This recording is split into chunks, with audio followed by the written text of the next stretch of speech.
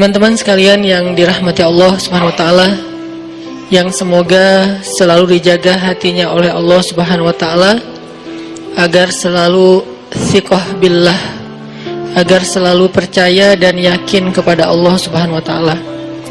Karena kelemahan kita itu berawal saat kita mulai meragukan Allah.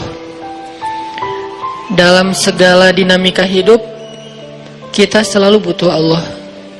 Kita butuh Allah ketika Allah kasih kita ujian, bahkan tetap kita butuh Allah ketika Allah kasih kita nikmat.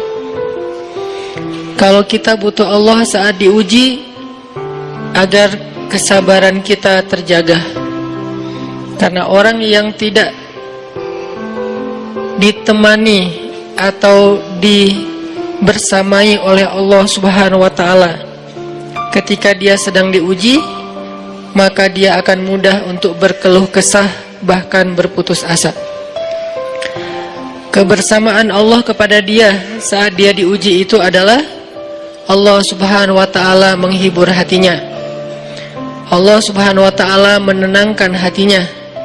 Allah Subhanahu wa taala menghidupkan hatinya dengan nikmat iman. Ala bidzikrillahi tatmainnul qulub. Innamal mu'minun idza dzukirallah wajilat qulubuhum. Bukankah dengan mengingat Allah hati menjadi tenang? Dan orang yang beriman apabila diingatkan dengan nama Allah, disebut nama Allah, maka hatinya akan bergetar. Ini bentuk Allah membersamai hambanya ketika dia dalam keadaan diuji. Allah menghiburnya dengan kalimat, alam yajidka yatiman fa'awa wa wajadaka dhallan fahada wa wajadaka ailan fa'aghna. Allah menghiburnya dengan kalimat, inna a'tainakal kautsar. Allah menghiburnya dengan kalimat, kalla saya'lamun summa kalla saya'lamun. Allah menghiburnya dengan kalimat, la tahzan innallaha ma'ana.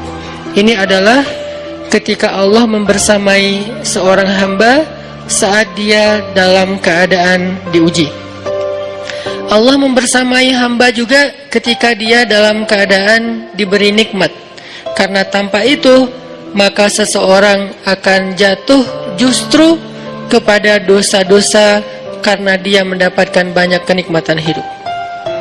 Kalau Allah Subhanahu wa taala tidak menjaga dia saat dia diberi nikmat, maka nikmat itu justru menjadi jalan bagi dia untuk terjerumus kepada banyak dosa.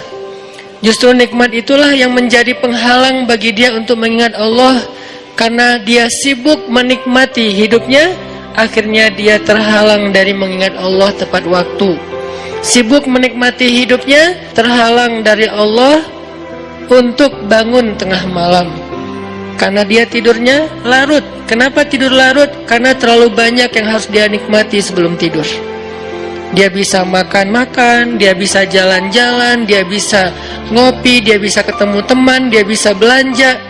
Bahkan dia nunggu midnight sale untuk bisa menghabiskan nikmat yang Allah kasih kepada dia. Sehingga akhirnya tidurnya terlalu larut, lalu dia tidak bisa bangun untuk menghadap Allah, curhat kepada Allah. Hal yang selama ini dia lakukan justru ketika dia diuji oleh Allah.